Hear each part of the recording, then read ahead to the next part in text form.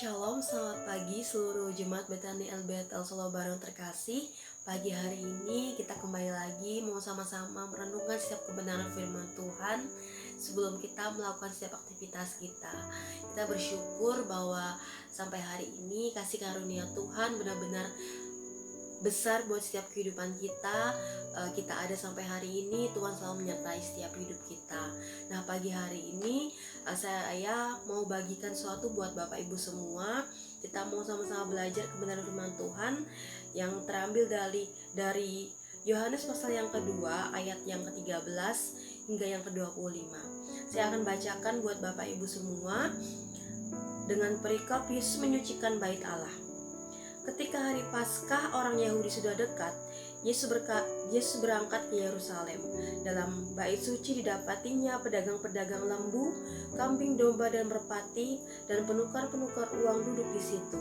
Ia membuat cambuk dari tali lalu mengusir mereka semua dari bait suci dengan semua kambing domba dan lembu mereka. Uang penukar-penukar dihamburkannya ke tanah dan meja-meja dibalikannya. Kepada pedagang-pedagang merpati ia berkata, "Ambil semua ini dari sini. Jangan kamu membuat rumah Bapakku menjadi tempat berjualan." Maka teringatlah murid-muridnya bahwa ada tertulis, "Cinta untuk rumahmu menghanguskan aku." Orang-orang Yahudi menentang Yesus. Katanya, "Tanda apakah yang engkau tunjukkan kepada kami bahwa engkau berhak bertindak demikian?" Jawab Yesus kepada mereka, "Rombak bait Allah ini, dan dalam 3 hari aku akan mendirikannya kembali." Lalu kata orang Yahudi kepadanya, 46 tahun orang mendirikan bait Allah ini, dan engkau dapat membangunnya dalam 3 hari? Tapi yang dimaksudnya dengan bait Allah ialah tubuhnya sendiri. Kemudian sudah ia bangkit dari antara orang mati, barulah teringat oleh murid-muridnya bahwa hal itu telah dikatakannya. Dan mereka percayalah akan kitab suci dan akan perkataan telah diucapkan Yesus.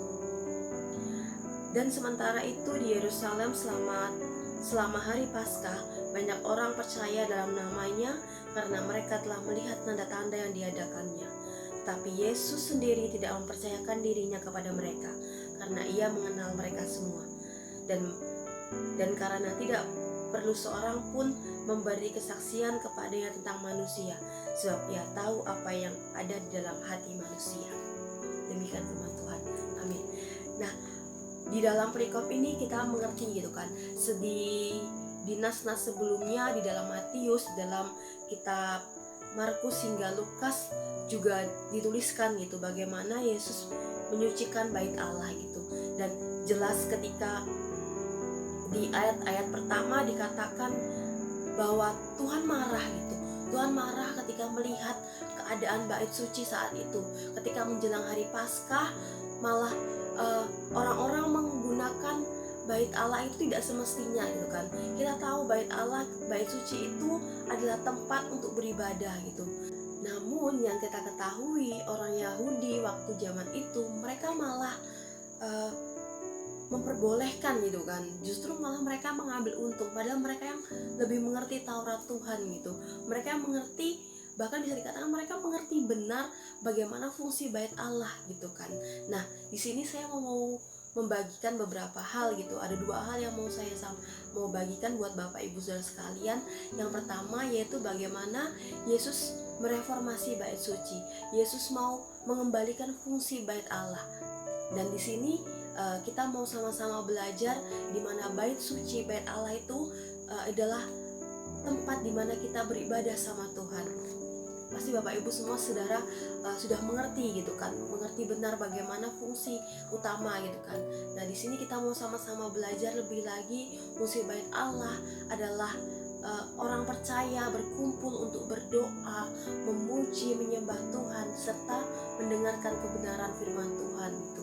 Itulah yang menjadi alasan mengapa Yesus saat itu menindak tegas setiap orang-orang yang menyalahgunakan bait Allah gitu, yang mereka mengalihfungsikan gitu kan, mereka yang menyalahfungsikan bait Allah pada saat itu. Dan kita ngerti tempat kudus itu tidak boleh berubah fungsi gitu. Tempat kudus itu harus didedikasikan untuk kita beribadah kepada Tuhan dan tidak bisa digunakan untuk hal-hal lain gitu kan. Nah, di dalam tempat yang kudus itu umat Tuhan datang kepada Tuhan untuk berdoa dan memuji Tuhan dan untuk memandang kepada Tuhan. Supaya apa? Supaya semakin mengerti apa yang menjadi maunya Tuhan gitu kan.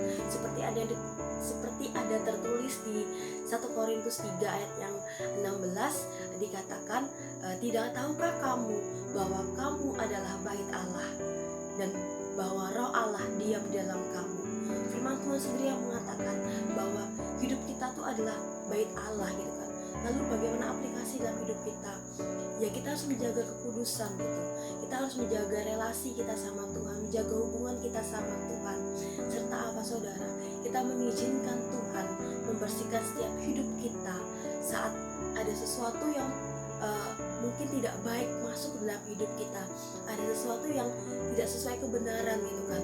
Mungkin pikiran kita, hati kita menerima sesuatu yang itu di luar kebenaran firman Tuhan, mungkin tidak enak hati, pikiran yang apalagi kan sekarang kita banyak gitu kan istilah-istilah sekarang gitu kan, yang overthinking lah, bagaimana perasaan-perasaan yang tidak semestinya kita serap dalam kehidupan kita, malah itu justru tanpa sadar itu termeterai dalam hidup kita. Nah, saat seperti itulah kita mau izinkan Tuhan membersihkan gitu kan, membereskan setiap hidup kita, sama seperti apa yang Tuhan lakukan di bait Allah pada waktu itu gitu, di Yerusalem.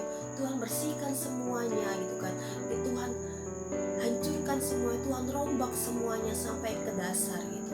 Dan kita mau sama-sama belajar itu membangun worship, membangun penyembahan itu dalam hidup kita gitu kan. Worship di sini bukan sesuatu yang hanya ditempelkan gitu, bukan sesuatu yang hanya ditempelkan seperti stiker gitu dalam hidup kita, tapi apa? Ibadah kita kepada Tuhan, bagaimana sikap kita, bagaimana cara kita untuk kita beribadah dan menyembah Tuhan gitu kan. Dan dengan seperti itu, itu akan mempengaruhi seluruh kehidupan kita gitu. Saat kita semakin melekat sama Tuhan, saat kita semakin memperbanyak waktu kita untuk kita worship, dimanapun kita berada, kita harus senantiasa bahkan membangun penyembahan dalam setiap kehidupan kita gitu kan. Itulah yang mau Tuhan ajarkan bagi setiap hidup kita melalui perikop ini. Tuhan mau mengembalikan fungsi bait Allah, Tuhan mau mengembalikan fungsi hidup kita gitu kan, yaitu apa? Menyembah Tuhan dalam roh dan kebenaran gitu. Dan yang kedua yang mau saya bagikan buat kita semua, yaitu di ayat yang ke-19 dikatakan, jawab Yesus kepada mereka, rombak bait Allah ini dalam 3 hari aku akan mendirikannya kembali. Nah, di ayat ini Yohanes mengatakan yang dimaksud Yesus dengan bait Allah itu adalah tubuhnya sendiri gitu kan. Di ayat yang ke-21 juga dikatakan itu di sana.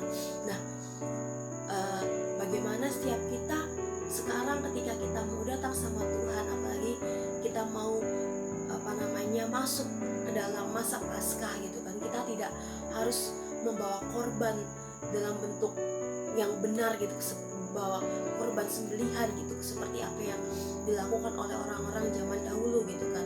Namun di sini korban persembahan yang sebenarnya itu adalah karena Yesus sendiri yang menyatakan dirinya lah sebagai korban persembahan gitu. Di dalam perikop ini dikatakan tadi juga yang dimaksudkannya dengan bait Allah ialah tubuhnya sendiri. Kemudian sudah ia bangkit dari antara orang mati, barulah teringat oleh murid-muridnya bahwa hal itu telah dikatakannya, dan mereka pun percayalah akan kitab suci dan perkataan yang diucapkan Yesus, bahwa korban itu adalah tubuh Yesus sendiri gitu kan. Dan bait Allah ya tubuh Yesus sendiri juga gitu kan. Dan dia sendiri juga yang mengorbankan dirinya sebagai anak domba Allah yang disembelih, yang tidak bercacat celah gitu.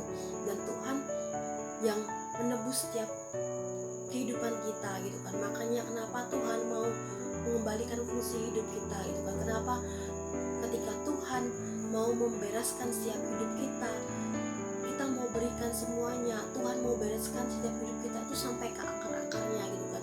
Kalau bait Allah aja dirobohkan sampai ke dasar-dasarnya, sama seperti hidup kita saudara. hidup kita juga ketika kita mau dibereskan sama Tuhan, kita juga mau dibereskan sampai bersih gitu kan, sampai tidak ada lagi hal-hal yang tersisa dalam hidup kita gitu kan. Dan Tuhan mau bangun kembali gitu kan, yaitu apa? Melalui dirinya sendiri, melalui setiap pengorbanan hidup Tuhan sendiri.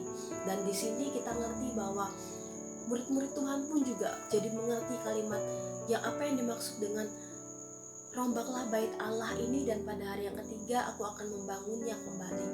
Dan ya murid-murid Yesus itu mengerti rahasia gitu kan, mengerti tanda tentang perkataan Yesus yang ada dalam kitab suci, yaitu bahwa ia sedang berbicara mengenai kebangkitannya dari antara orang mati.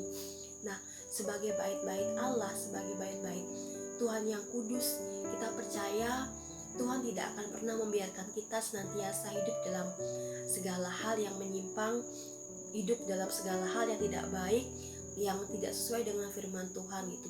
Tuhan tidak akan biarkan itu gitu kan. Dan hari ini biarkan cambuk Tuhan yang kudus itu yang boleh menyucikan setiap hidup kita, menyucikan setiap pelayanan kita bahkan, dan kita senantiasa siap sedia supaya apa saudara? Supaya hidup kita, pelayanan kita hanya ingin memuji dan menyembah Tuhan saja, hanya ingin memuliakan Yesus saja sebagai Tuhan dan sebagai sentral dalam hidup kita, dan selalu mengandalkan Tuhan dalam segalanya gitu kan. Kiranya Tuhan juga menyucikan setiap hidup kita, memurnikan kita supaya kita terus membuktikan di hadapan Tuhan bahwa kita ini adalah milik Tuhan selama-lamanya, dan semakin dimurnikan juga tentunya. Nah, biarkan perenungan kita pagi hari ini bisa bersama-sama kita simpan dalam kehidupan kita. Kita mau renungkan setiap hari bahwa kita mau siap sedia untuk kita dibereskan sama Tuhan, dikembalikan setiap fungsi hidup kita gitu kan. Dan kita juga mau sama-sama menyadari betapa besarnya pengorbanan Tuhan bagi setiap hidup kita ketika Tuhan mau berikan hidupnya buat setiap hidup kita. Kita tidak perlu lagi bersusah-susah, kita tidak perlu lagi mengorbankan setiap hidup kita, karena Tuhan sendiri yang memberikan hidupnya buat setiap hidup kita gitu kan. Sungguh besar sekali kan Bapak Ibu Saudara pengorbanan Tuhan bagi setiap hidup kita. Jadi biarlah pagi hari ini kita benar-benar mengerti, jangan sampai kita menyalahgunakan hidup kita, jangan sampai kita tidak menjaga kekudusan setiap hidup kita gitu kan. Kita mau sama-sama jaga kekudusan setiap hidup kita melalui cara kita menyembah Tuhan, melalui kita mendekatkan diri kita sama Tuhan, dan biarlah kita menjadikan Tuhan segala-galanya bagi hidup kita. Demikian perenungan pagi hari ini, semoga memberkati kita semua. Selamat pagi, selamat beraktivitas. Tuhan Yesus memberkati.